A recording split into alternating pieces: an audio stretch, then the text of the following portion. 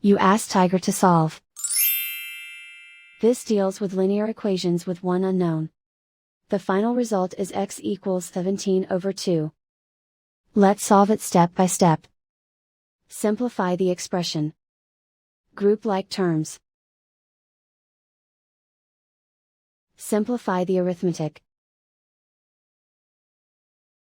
Group all x terms on the left side of the equation. Add 4x to both sides. Group like terms. Simplify the arithmetic. Group like terms.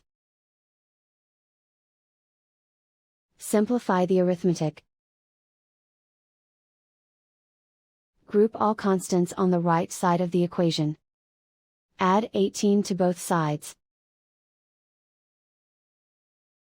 Simplify the arithmetic.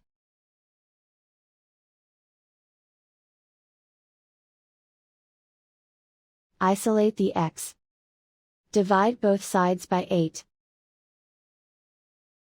Simplify the fraction. Find the greatest common factor of the numerator and denominator. Factor out and cancel the greatest common factor. And so the final result is x equals 17/2.